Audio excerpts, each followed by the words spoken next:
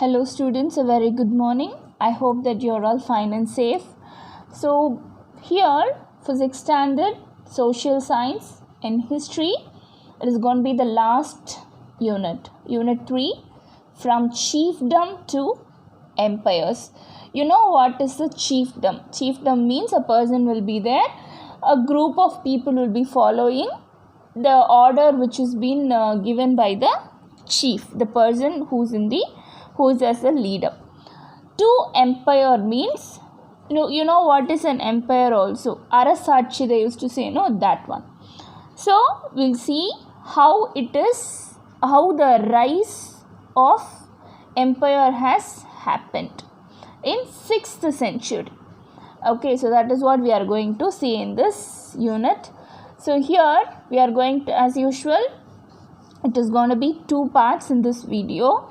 So this video is going to be part 1 for this unit, and part 2 will be given the next week. Okay, let's get started with learning objectives.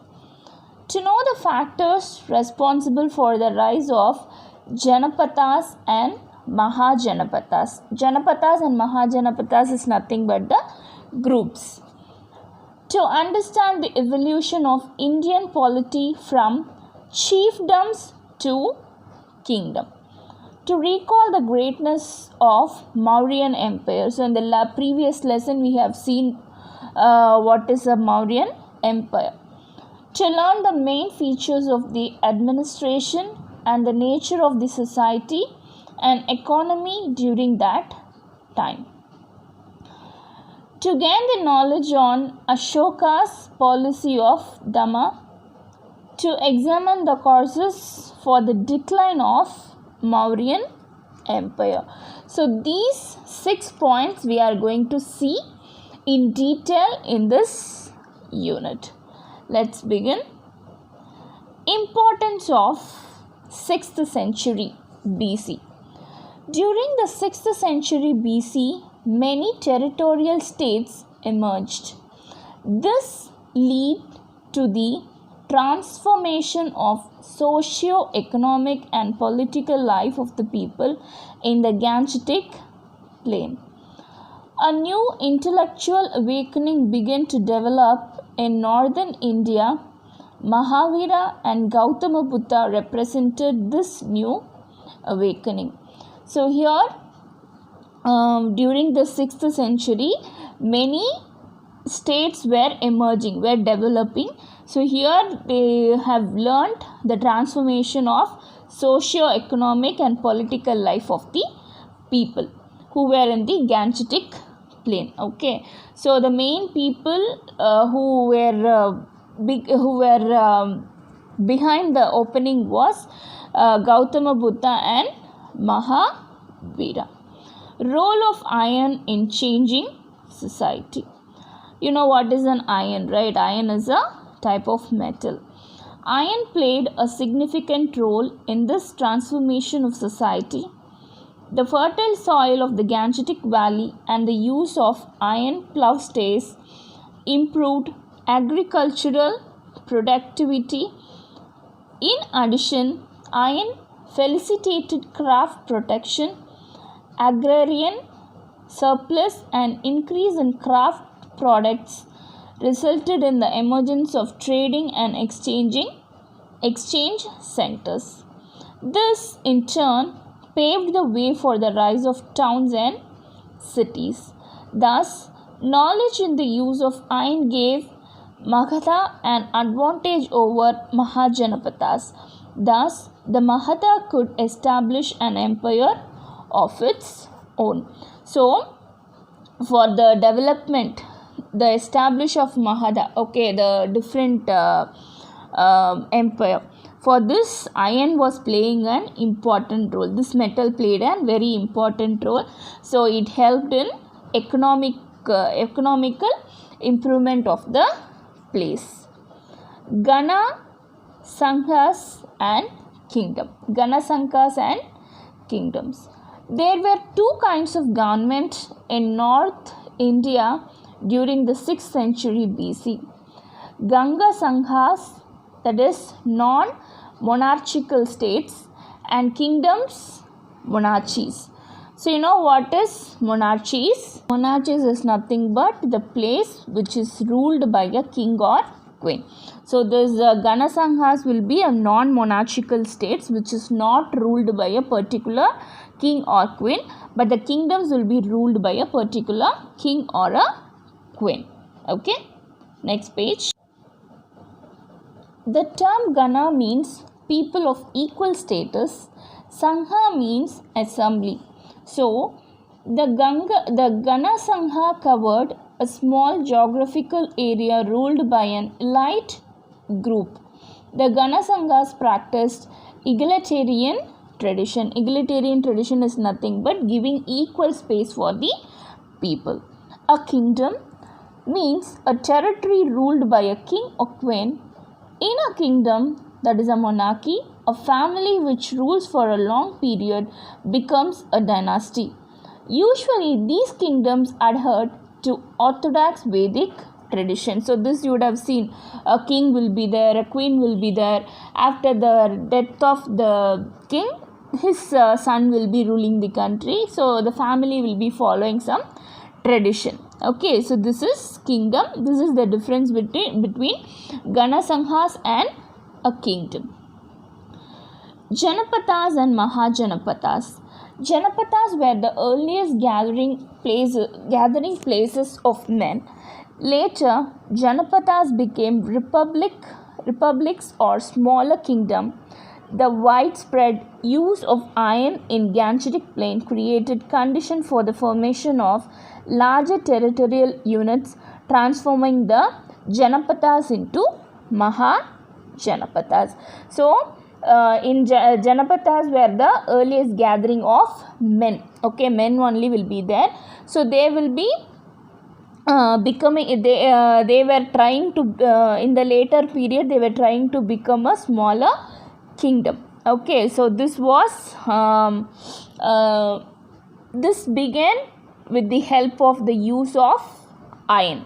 Okay, in the Gangetic area. So, all these things which is happening in the Gangetic places. Okay, so this helped in the transformation of Janapadas into Mahajanapadas. 16 Mahajanapadas, great countries. 16 Mahajanapadas dotted the Indo-Gangetic plain in the 6th century BC. So, 16 Mahajanapadas dotted in the Indo-Gangetic plain in the 6th century BC. So, 16 Mahajanapadas were formed. It was a transition from semi-nomadic kinship based society to an agrarian society with network of trade and exchange. You know what is a trade? Trade means business.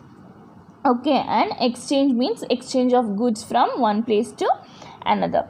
Hence, an organized and a strong system of governance required a centralized state apparatus. 16 Mahajanapadas. So, these are the 16 Mahajanapadas. Anga, Mahada, Vaji, Mala, Kasi, Kuru, Kosala, Avanti, Chedi, Vatsa, Panchala, Macha, Surasena, Asaka, Gandhara and Kamboja. So, these are the 16 Mahajanapadas. There were 4 major Mahajanapadas among this. The first, they were Mahada in Bihar, then Avanti in Ujjain, Kosala in eastern Uttar Pradesh, and Vatsa in Kausambi, which is in Allahabad. So, these are the 4 major Mahajanapadas. Okay, the first one which is Mahada in Bihar, Avanti in Ujjain, Kosala in eastern Uttar Pradesh, and Vatsa which is in Allahabad. Okay. Among the 4 Mahajanapadas, Mahada emerged as an empire. So, in the later period, on these 4 Mahajanapadas, Mahada Magadha emerged. Emerged means developed into an empire. The cause for the rise of Magadha. So cause is nothing but how this happened. Magadha was located on the lower part of the Gangetic plain. The plain was fertile, which ensured the rich agricultural yield. This provided regular and substantial income to the state. So Magadha, it was located in the lower part of the Gangetic plain where the soil was very fertile. You know what is a fertile? It is a good rich in all the nutrients. So it would give so much of yield. From that they were very rich. The thick forest supplied timber for construction of buildings and elephants for army, and they also had a thick forest which helped them for construction of buildings. Okay, and elephants were there for the army for fighting and bringing the things. Abundance of natural resources, especially iron, enabled them to equip themselves with weapons made of iron. So abundance of natural, the place which was located, okay, so they have surplus amount of natural things, that is especially this iron material. Growing trade and commerce facilitated movement of people as well as settlement of people in centers of arts and crafts. So growing of trades, so business was also very good, and people were easily communicating with the others, and they were easily developing on arts and crafts also. The outcome was urbanization and emergence of Magadha as an empire. So this, the main thing is urbanization.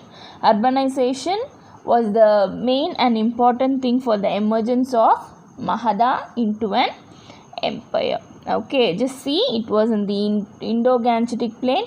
See how it is developed. That pink color thing is there, no? This is the Magadha. Okay, we'll move to the next page. Dynasties of ancient Magadha.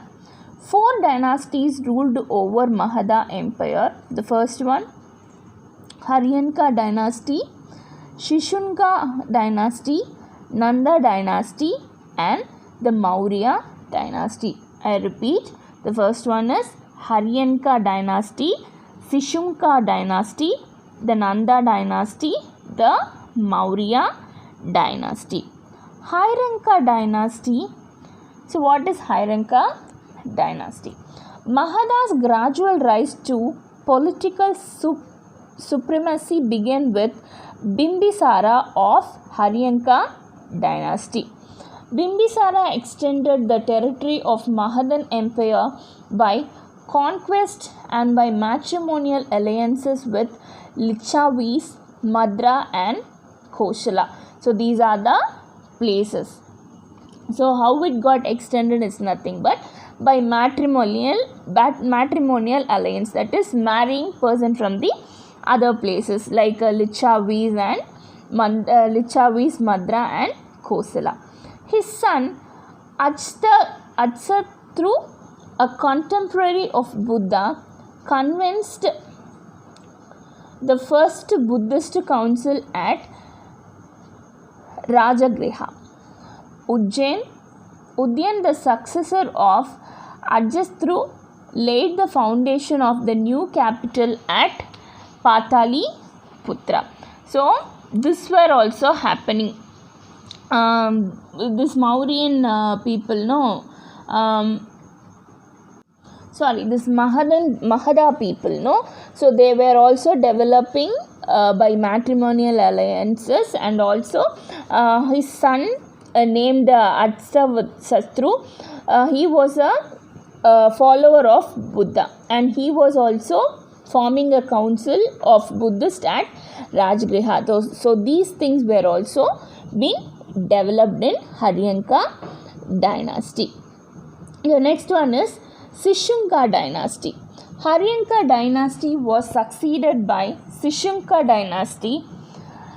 Kalasoka, a king of Shishunka dynasty, shifted the capital from Rajagriha to Pataliputra.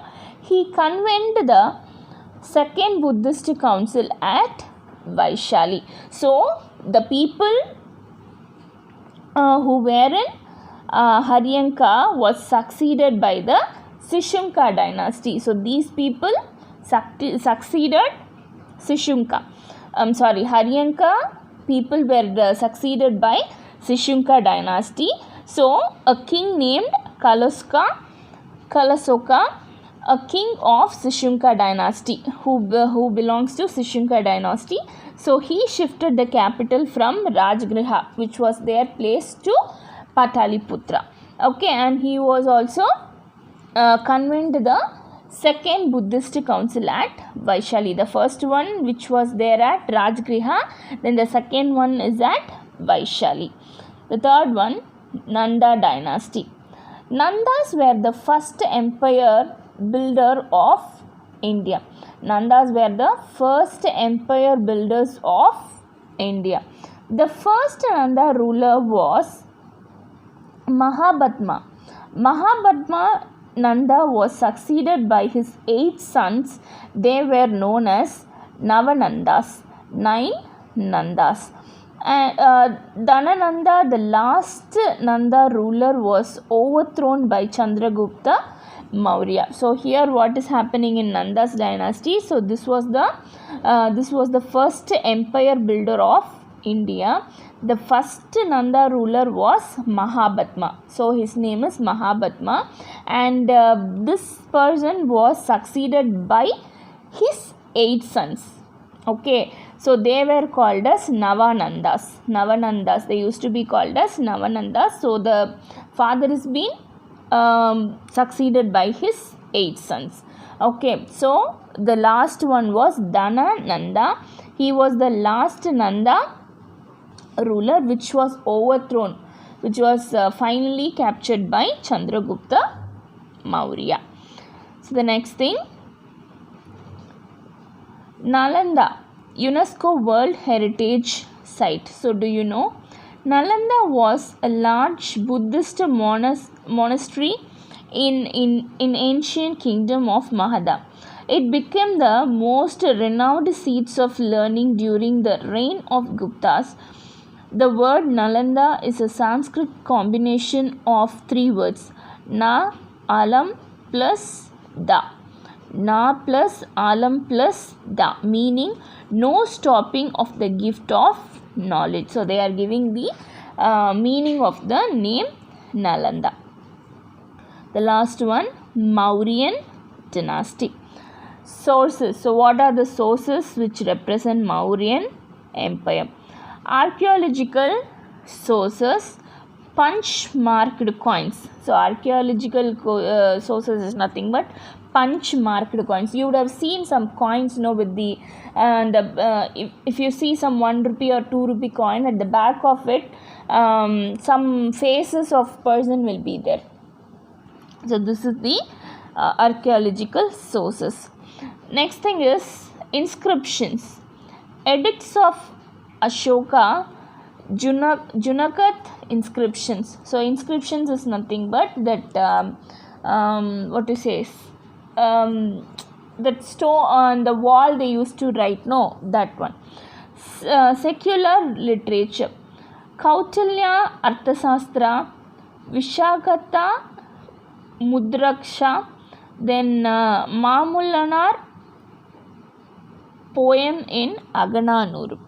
Okay, so this is the literature, the written thing. Religious literature, Jain, Buddhist text and Puranas.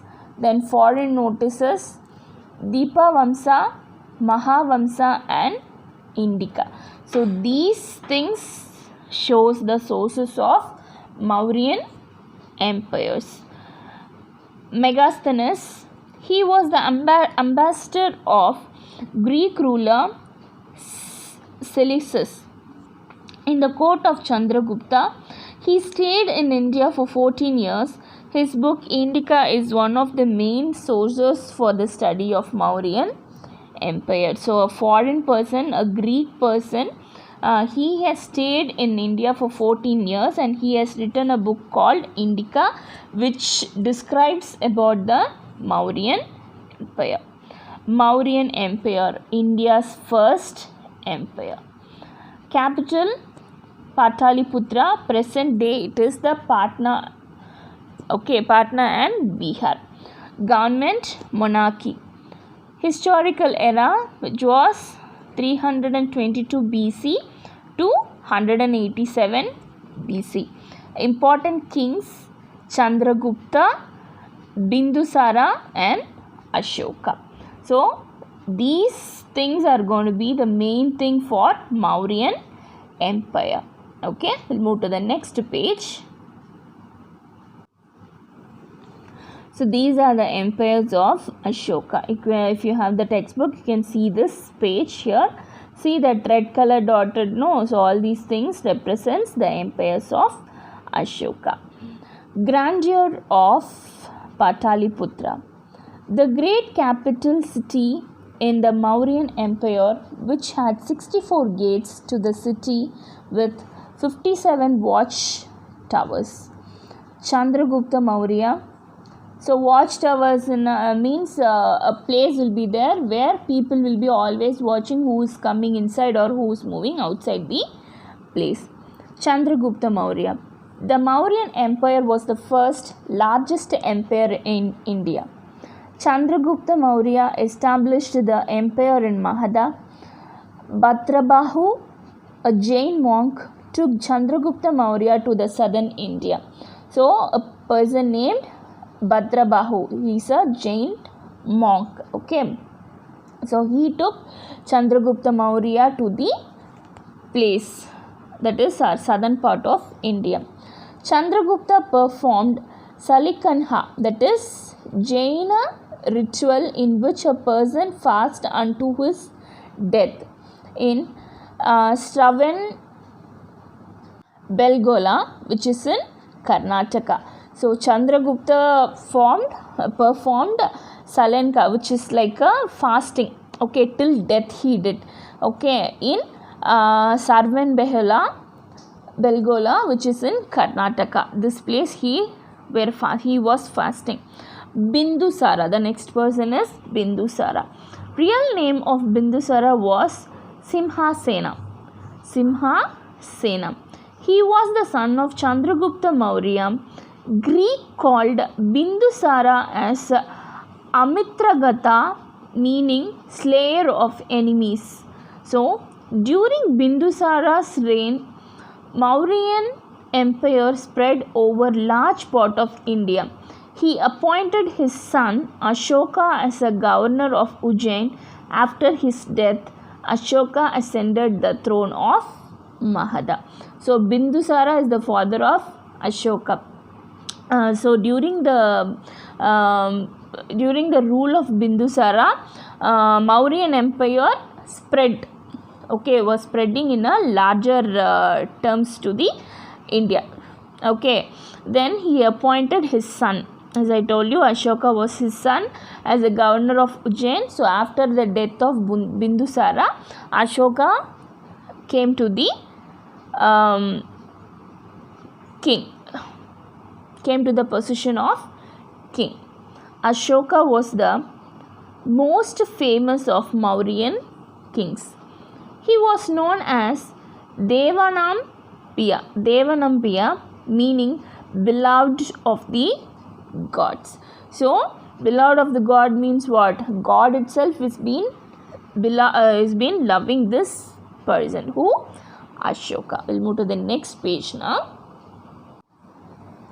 Ashoka fought the Kalinga War in 261 BC.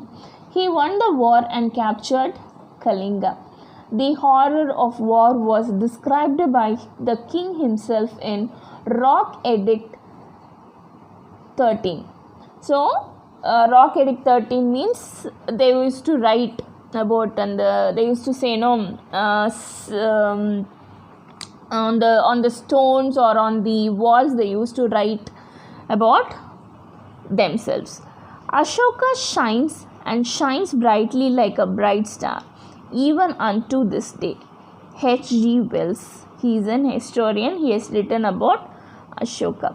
Lion, capital of Ashoka. So this emblem you would have seen, this is the national emblem of India. So in the coins of ours, Indian currency, Indian coins and all, we used to see this Ashok Chakra. Emblem. Okay. The emblem of the Indian Republic has been adopted from the lion capital of one of Ashoka's pillar located at Sarnath.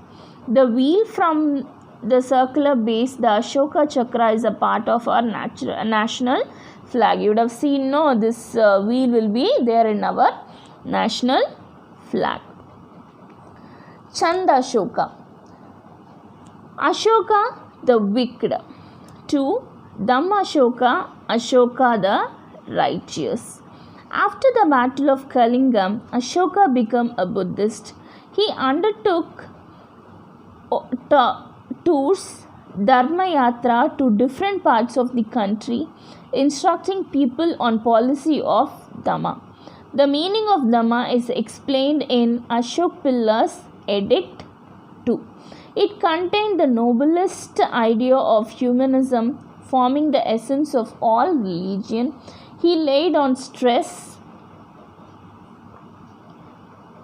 compassion, charity, purity, saintliness, self-control, truthfulness, obedience and respect for parents, preceptors and elders. So after the battle of Kalinga, Ashoka became a Buddhist. He became a person who believed in Buddhism, and he went for tours all over the different parts of the country, and he was spreading all these things.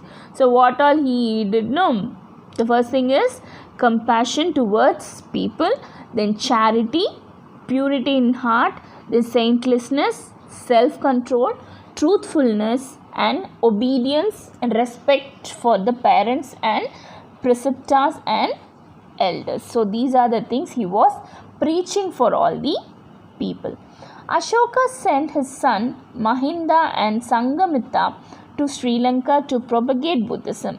He also sent missionaries to West Asia, Egypt and Eastern Europe to spread the message of Dhamma. The Dhamma Mahamatas were a new cadre of officials created by Ashoka.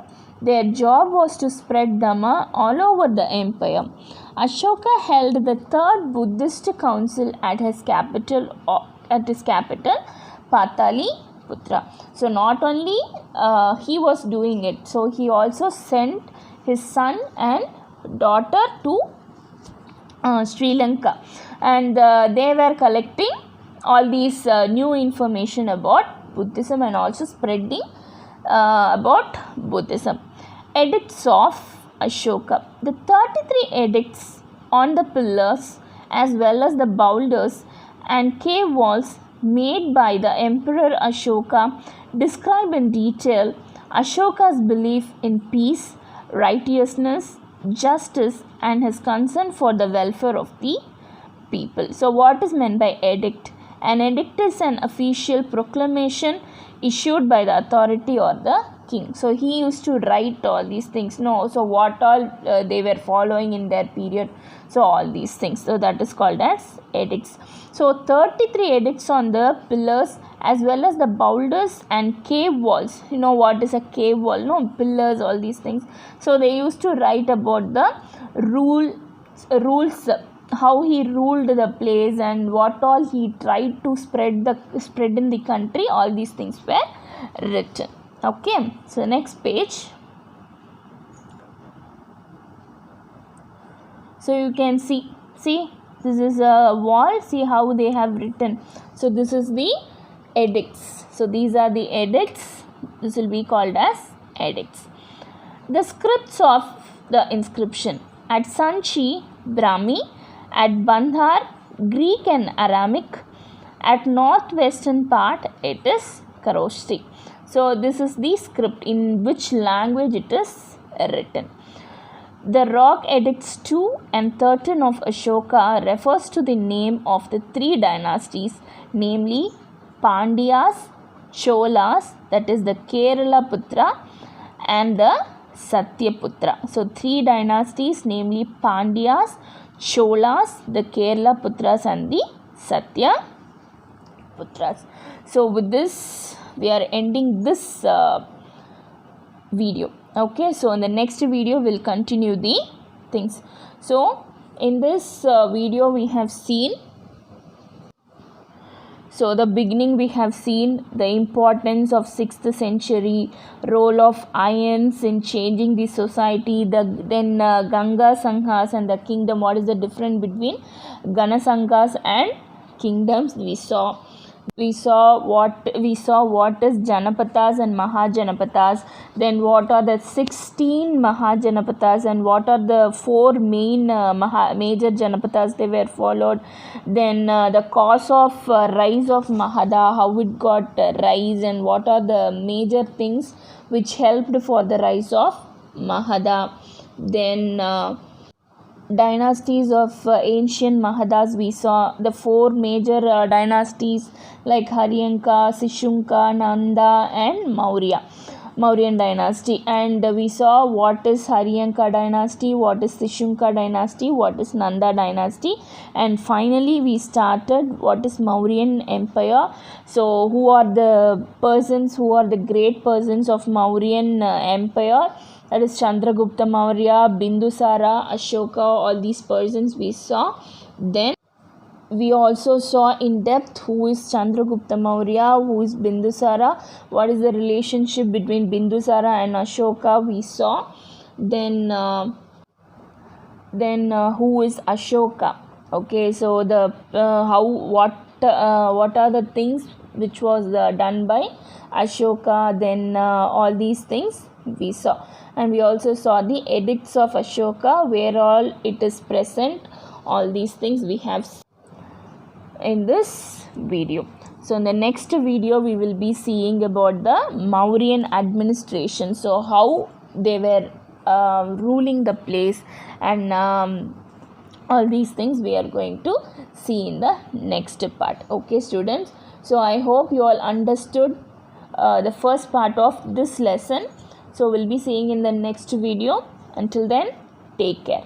Thank you students.